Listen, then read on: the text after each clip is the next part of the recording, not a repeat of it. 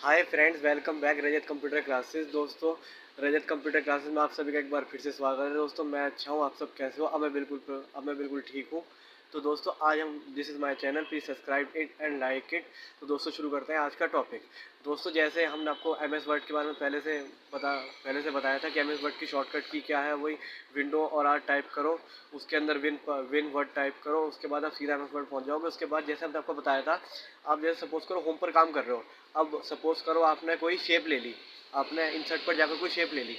आपने सपोज करो ट्रायंगल की शेप ले ली। अब ट्रायंगल की शेप में क्या है, किसी ने आपसे कहा कि ट्रायंगल की शेप के अंदर आप अपना नाम लिख कर दिखाओ, तो आप क्या करोगे?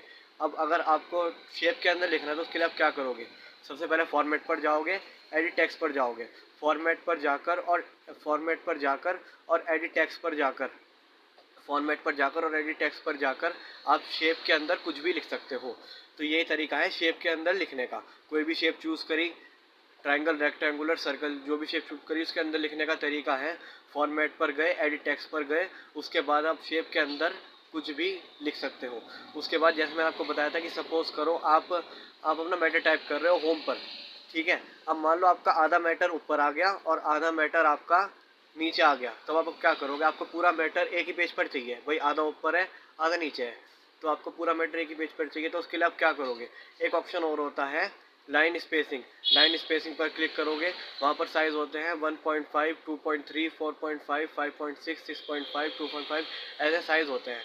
आप लाइन स्पेसिंग पर गए, लाइन स्पेसिंग पर जाने के बाद आप 1.5 पर क्लिक करोगे, 1.5 पर क्लिक करोगे।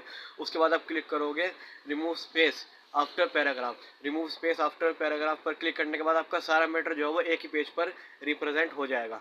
तो अगर आपका मैटर कभी एक से दूसरे पेज पर चला जाता है तो उसका तरीका ये है, लाइन स्पेसिंग पर जाओ, वहाँ पर नंबर सेट करो और रिमूव स्पेस आफ्टर पैराग्राफ पर क्लिक करो, तो आपका सारा मैटर जो है वो एक ही पेज पर आ जाएगा। तो पहले हमने आपको बताया कि शेप के अंदर नाम कैसे लिखते हैं, फिर आपको बताया कि एक ही मैटर को एक ही शीट पर कैसे रिप्रेजेंट करते हैं। अब दूसरी चीज़, जैसे आपने देखो कंप्यूटर में बहुत सारी फंक्शंस होती है, F1, F2 और F3, F4, F5। तो आप जैसे कंप्यूटर रिफ्रेश करने का तरीका हमने आपको बताया था कि F5 से आप अपना कंप्यूटर रिफ्रेश कर सकते हो, ठीक है। उसके बाद F1 का मतलब क्या होता है? अगर आपको किसी भी MS वर्ड में किसी भी ऐप के बारे में जानकारी चाहिए, जैसे table, cover page, blank page, इन सब के बारे में आपको जानकारी चाहिए, तो अगर आप F1 किसी भी ऐप पर जाकर अगर आप F1 प्रेस करोगे तो आपको उस ऐप की जानकारी मिल जाएगी F1 की मदद से। तो F1 की मदद से आप किसी भी ऐप के बारे में जानकारी ले सकते हो, ठीक है। और उसके बाद F1, F1 के बाद आता है F7। सपोज करो जैसे आपको कुछ सेव करना है, आप ऑफिस बटन पर गए, आप ऑफिस बटन पर जाकर सेव कर दोगे। अब कभी कैसा क्या होगा कि आपका वो ऑफिस बटन पर आप गए, आप क्लिक कर रहे हो और वो काम नहीं कर रहा, तो आप क्या करोगे? उसके लिए भी आपको परेशान होने की ज़रूरत नहीं है।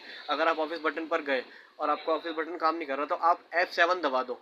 F7 दबाते ही आपका मैटर ऑटोमेटिकली उसके अंदर रिप्रेजेंट हो जाएगा अपने आप। तो हमेशा ध्यान रखना इस बात का, कभी अगर ऑफिस बटन काम ना करो, आपको सेव करना हो, तो सेव करने के लिए F7 दबा दो, तो सारा मैटर अंदर अपने आप ही उसके अंदर चला जाएगा। और सपोज करो जैसे आप ऑफिस बटन के अंदर चले गए और आपको सेव करना है, सेव करने के लिए आपका माउस काम नहीं कर रहा, तो सेव करने की शॉर्टकट की क्या है? Ctrl+S। Thank you, this is my channel, please subscribe it and like it. और अगर आपको इस वीडियो में कोई भी बात समझ में नहीं आती है, आवाज़ साफ़ नहीं आती है, कुछ चीज़ समझ में नहीं आती है, या कुछ भी ऐसी बात होती है जो आपको समझ में नहीं आ रही है, तो आप कमेंट बॉक्स पर भी कमेंट कर सकते हो। Thank you.